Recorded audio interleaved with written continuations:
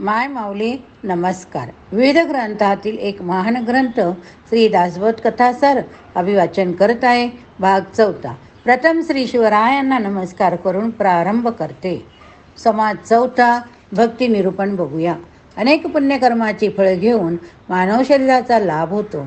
त्यातही ब्राह्मण जन्म घेऊन सन्मार्ग मिळणे, भगवंताचे भजन घडणे, काळ सार्थकी लागणे म्हणजे परमभाग्यच म्हणायचे. असे जन्माचे कल्याण होण्यासाठी विधियुक्त ब्रह्मकर्म करावीत किंवा दानधर्म करावा. भूतदया असावी. तसे नाहीच जमले तर मग कमीत कमी देवाचे भजन तरी करीत जावे. संसारात गुंतल्यानंतर पश्चाताप पाहून त्याग करावा. ते होत नसेल तर भक्ती करावी अथवा साधू महात्म्यांची संगत धरावी. शास्त्रांचा शोध घ्यावा. तीर्थक्षेत्रे फिरावी. व्रच्छचरणे करावीत. परोपकार केला, ज्ञानविज्ञान केले तरी चालेल. वेदाज्ञा पाळून कर्म मार्गाचे आचरण करावे. देवपूजा करावी. जन्माला आल्यासारखे काहीतरी फळ मिळवावे. देवाशी एकरूप व्हावे. नाहीतर जन्माला येऊन फक्त मातीला कष्ट दिले असे होईल. असे लोक कसे असतात बरं? स्नान, संध्या, देवपूजा, भजन, ध्यान, मंत्र जप, निदान मानस पूजा याचे नावसुद्धा त्याच्या ठिकाणी नसते. मनात प्रीती किंवा भक्ती नसते. निष्ठा, नेम, देवधर्म, आतिथ्य, सद्गुण, ईश्वरभक्ती, कीर्तन करणे किंवा ऐकणे, अध्यात्म निरूपणाची आवड यापैकी काहीच ते करीत नाही. यांना चांगल्या लोकांची संगत नको असते. यांचे चित्त शुद्ध नसते. त्यांना खोट्या गर्वामुळे कैवल्यपद मिळत नाही. नीती व न्यायाची पर्वाच नसते. पुण्यासाठी प्रयत्न करावेच नको असते. निर्विद्ध आचरण करतात. विद्या, वैभव, चातुर्य, कला, कौशल्य, बुद्धी कौशल्य, शांती, क्षमाशीलता, मैत्री, शुभ अशुभ विचार, साधन, सोळे ओळे, धर्माचरण विचार यापैकी यांच्यापैकी काहीच नसते यांच्याजवळ. इहलोक परलोक यांचा विचार न करता मनसोक्त स्वच्छंदीपणाने वागणे असते. कर्म, उपासना, ज्ञान, विरक्ती, योगसाधना, धैर्य या गोष्टींचा त्यांना पत्ताच नसतो. चुका केल्याचा पश्चाताप यांना होत नाही. सर्वानुभूती, समता, आदर, देवाविषयी प्रीती नसते. दुसऱ्यांचे चांगले गुण यांना बघवत नाहीत. परोपकारही करवत नाही. असे लोक म्हणजे जणू चालती बोलती प्रेतेच असतात. सात्विक लोकांनी यांच्या बरोबर संभाषणे करू नये. जे जे जसे वागतील त्यांना फळे सुद्धा तशीच मिळतील. समास 5. रजगुणाची लक्षणे आपण आता बघूया. हा देह सत्व, रज आणि तम 3 गुणांच्या मिश्रणाने बनलेला असतो. सत्वगुणामुळे भगवंताची भक्ती, रजोगुणामुळे जन्ममरणाचे फेरे, तमोगुणामुळे अधोगती प्राप्त होते. त्यात सुद्धा शुद्ध, शबल, विकारयुक्त असे 2 प्रकार ते सांगतो. निर्मळ असणारा तो शुद्ध, गुण बाधक तो शबल होय. शुद्ध तो पारमार्थिक, शबल तो प्रापंचिक. देहामध्ये असलेल्या त्रिगुणात एक कोणता तरी प्रभावी असतो, पण 3 गुणामुळेच जीवन चालते. आता रजगुणाचा प्रभाव जास्त असतो तेव्हा माणूस कसा वागतो तर माझे घर, माझा संसार, पत्नी, पुत्र, मुली, सुना, आईबाप एवढेच सर्वस्व, यात देवाचा संबंध आलाच कुठे असे त्यास वाटते. उत्तमपणे खाणे पिणे, छान वस्त्रभूषणे मिळवावी, दुसऱ्यांच्यावरील आणखी काही मिळावे अशी इच्छा तो करतो. दान धर्म, ध्यान, जप आवडत नाही. पाप पुण्याची फिकीर नसते. तीर्थ, व्रत, आतिथ्य, सदाचार हे थोटांड वाटते. अन्नधान्य संपत्तीची मुबलकता असावी, खर्च मात्र नसावा. माझ्यासारख्या कर्तबगार, तरुण, सुंदर, हुशार, शूर कुणीच नसावं असे वाटते. इतरांचे काही अहो, पण आपले मात्र छान चालले पाहिजे अशी त्याची वृत्ती असते. कपट, ठेवा, भोगाची वासना, स्त्री, पुत्र आणि कन्या यांची माया, नेहमी भविष्याची चिंता नसेल तर ते हवे आणि मिळाले नाही की दुःखी अशी मनाची स्थिती असते. गप्पिष्टपणा, गाणे बजावणे, त्यातही शृंगारिक गाणी, टवाळी, निंदा, आळस, करमणुकीचे खेळ, नाटक पाहणे, खेळ तमाशे यातच वेळ घालवतो. नशा पाणी, गुंडगिरी, उचलेगिरी यांची आवड नसते. खमंग चमचमीत खाणे, उंची कपडे यांचा शौक करतो. परमेश्वरापेक्षा भौतिक सुखाची आवड जास्त असते. असा हा रजोगुण आहे, पण तो इतका प्रबळ आहे की लक्षावधी जन्म घ्याव्यास लागतो. मग याच्यावर उपाय काय बरं सांगा? उपाय असा आहे की जरी मनात विरक्ती नसली तरी यथाशक्ती परमेश्वराला आळवीत राहावे. जमेल तशी पूजा करावी. काहीतरी दानधर्म करावा. तीर्थक्षेत्री जावं. सुखाच्या दुःखाच्या प्रसंगी देवास हाक मारावी.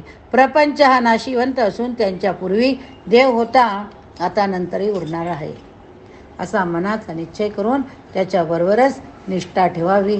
सत्वगुणी मानव मात्र परमार्थिक असतो. आता तमोगुणाची ओळख ऐका. समाज 6वा तमोगुणाची लक्षणं बघा. आता तमोगुण सांगतोय बरं का. संसारात दुःख आलं की तमोगुणी व्यक्तीला फार राग येतो. त्यावेळी मग तो कोणाची पर्वा करत नसतो.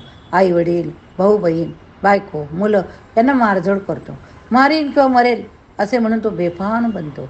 जेथे कुठे भांडण होत असेल तेथे स्वतःच जातो. भूक झोप फार असते. पत्नी मरण पावली तर आपला जीव देऊ पाहतो. दुसऱ्याचा जीव घेण्यात त्याला काहीच वाटत नाही. परपिढीने त्याला मोठा आनंद होतो. शिल्लक कारणावरून हातपायी घाईवर येतो. रागाच्या भरात दुसऱ्याची फळटी फळे झाडे तोडतो. देवळाचा विध्वंस करतो. मारामारीसाठी नेहमी तयार असतो. दुसऱ्याचे नुकसान करणे, कलागत लावून देऊन मौज पाहणे, पैशांच्या बळावर कुणालाही उगाच त्रास देणे असे उद्योग करतो. भाव, भक्ती, वेदोक्त आचरण, स्नान, संध्या, धर्म, कर्म या गोष्टी त्याला आवडत नाही. मोठा भाऊ, आई वडील यांचे सांगणे न ऐकता तो रागाने उठून चालता होतो. शस्त्रास्त्र, विद्या, जादू, टोना, चेटूक, पहिलवाणी अशा गोष्टी शिकण्यासाठी अगदी तत्पर असतो. त्याची भक्ती म्हणजे तामसी नवस करणे. उदाहरणार्थ पाठीत गळ खुपसून घेणे, जिभेत अगर गालामध्ये डामण टोचणे, कड्यावरून उडी मारणे, डोक्यावर जळते निखारे घेणे, निखाऱ्यावरून चालणे, अत्यंत कडक उपवास करणे, उलटे टांगून घेणे, गळ्यापर्यंत जमिनीत पुरून घेणे, जीभ कापून देवास वाहणे अशासारखे अघोरी करता हो. शिवाय केस वाटतील, एक हात वर उभा करून जप करील, महिन्यामध्ये मौनच करेल, मौन पाळील, एकंदरीत स्वतःच व देवासही पीडा देईल. मनासारखे घडले नाही तर देवमूर्ती फोडील, फेकून देईल. अशा तऱ्हेने आपल्या मनोकामनेसाठी देवास वेडीला धरू पाहतो. संत संगती तर आवडत नाही असो. असा हा तमोगुणी तो ओळखून त्याचा त्याग करावा. यासाठी थोडक्यात काही खुणा सांगितल्या आहेत. ह्या मनुष्याला अधोगतीलाच नेतो. त्याच्या इच्छा यामुळे जरी पुऱ्या झाल्या तरी जन्ममृत्यूचा फेरा काही चुकणार नाही. त्यासाठी सत्वगुणाचीच कास धरावी लागते. त्याची ओळख पुढच्या समासात आपण करून घेतोय. समास 7वा सत्वगुणाच्या खुणा. दारुण दुःखदायक अशा तमोगुण सांगितला. आता अत्यंत दुर्लभ असा सत्वगुण कसा असतो ते ऐका. हा गुण म्हणजे योग्याचा विसावा, भजनाचा आधार, त्याच्यामुळे देवाजवळ जाण्याचा मार्ग, उत्तम गती मिळवून दुःखाचे कारण, तो संसार त्याचे निवारण होऊन सरयुज्य मुक्ती लाभते.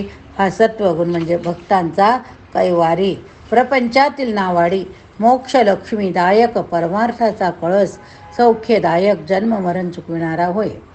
अज्ञान नाहीसे करणारा हा गुण तरी कसा, तर त्याच्यामुळे प्रपंचात असतानाही ईश्वराची ओढ असते, विवेक सुचतो, भजनाची गोडी लागते, स्नान, संध्या, स्वच्छता, षटकर्म, दान, धर्म, परोपकार, हरिकीर्तन आवडू लागते, व्रत, वैकल्य, तीर्थयात्रा, अन्नदान करावेसे वाटते.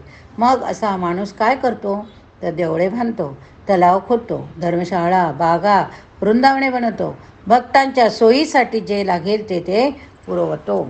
एवढे करून सुद्धा पुन्हा नम्रपणाने सेवा करण्यात तत्पर असतो. देवकार्यासाठी प्रपंचातील मोठे कार्य मागे टाकतो. देवाची प्रीती लाभावी यासाठी जेवण खावण सुद्धा विसरून जातो. त्याचे बोलणे गोड असते. निष्काम भक्ती करतो. कधी कधी तर देवसेवेत त्याला देहाचे भाने राहत नसते. त्याची लौकिक गोष्टीविषयीचे आकर्षण नष्ट होते. मग तो प्रपंचातील आवश्यकती कर्म न सोडता मनातून मात्र हरिचिंतन करीत असतो. तो संसारात असतो खरा, पण त्याचे मन मात्र त्यात रमत नसते. इतरांच्या निंदास्तुतीचा त्याच्यावर परिणाम होत नाही. अतिथी सत्कार करणे, भुकेलेला जेवू घालणे, प्रवासी यात्रेबरोबर यांना मदत करणे हे त्याला आवडते. खाण्यापिण्याचे चोचले तो करीत नाही. संसारातल्या आघातांनी तो ढळमळत नसतो. उलट त्याची भक्ती अधिकच दृढ होते. वागणे नम्र, मर्यादेशील असते. निंदा तर कधीच कुणाचीच करीत नसतो. पण इतरांची त्याची स्तुता करणे, त्रास देणे, नुकसान केले तरी ते सर्व सहन करतो. दुसऱ्यांचे अपराध चुका पोटात घालतो. अनाथाचे अंत्यसंस्कार करतो. अडलेल्या सोडवितो. धार्मिक कृत्यासाठी यथाशक्ती भाग घेतो. संतांच्या सेवेसाठी सदा तत्पर असतो. असा हा संसार सागरातून तारणारा, ज्ञानमार्गावर चालविणारा सत्वगुण सारांश रूपाचे वर्णन केलं आहे. आता पुढच्या कथाभागाकडे लक्ष देऊया. पुढची कथा काय? समास 8वा सद्विद्येची लक्षणे आपण बघूया. आता शुद्ध सद्विद्येची लक्षणे ऐका हो. या आत्मसात करील तो उत्तम पुरुष म्हणून ओळखला जाईल. तो कसा असतो? भाविक, सात्विक, प्रेमळ, क्षमाशील, सौजन्यपूर्ण असतो. सुंदर, चतुर, धैर्यवंत, उदार, जाणता, विद्वान, तपस्वी, शांतीचा जणू पुतळाच. उत्तम वक्ता असूनही नम्र, शूर, तरी विवेकी आणि श्रीमंत, तरुण असून नीतिनियमाने वागणारा असतो. परंपराभिमानी, मिताहारी, परोपकारी, यशवंत, बहुश्रुत, तत्वज्ञानी असतो. एवढे सर्व असूनही धार्मिक असतो. व्यवहार चतुर, प्रसंग ओळखून वागणारा, अभ्यासू, धर्माचरणी असतो. सत्यवचनी पण प्रिय बोलणारा, नेमकेच बोलणारा व शब्द न फिरविणारा असतो. आनंदी, समाधानी, तशाच वासना जिंकलेला असतो. त्याची सर्वांचीच मैत्री असते. न्यायनीतीने उद्योग करतो. परहितासाठी सदैव तत्पर असतो. अडलेल्याला आधार देतो. वादविवाद न करता स्वतः जाणकार असून सुद्धा दुसऱ्याचे म्हणणे शांतपणे ऐकून घेतो. राग तर त्याने जिंकलेलाच असतो. असा पुरुष जरी सिद्ध असला तरी नित्य साधना सोडित नाही. परस्त्री, परधन याविषयी तो उदासीन असतो. त्याचे बोलणे नेमके, मोजके असते. दुसऱ्याला मुळीच न दुखवता कार्य करणे ही गोष्ट त्याला चांगली साधते. अशी ही सद्विद्येची लक्षणे होय. सौंदर्य उपजतच असावे लागते. कितीही प्रयत्न केला तरी ते मिळत नसते. तसाच उपजत जो गुण असतो त्याला काही उपाय नाही. मात्र असे असले तरीही चांगले गुण अभ्यासून आत्मसात करण्यासाठी तत्पर असले पाहिजे. अशी सद्विद्या सर्वांनीच मिळवावी, परंतु विरक्त पुरुषाला मात्र ती अति आवश्यक होय.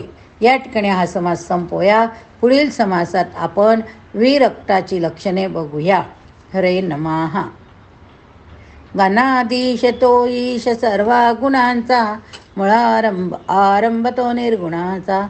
नमो शारदा मूळ चत्वार वाचा, गमो पंत अनंत या राघवाचा.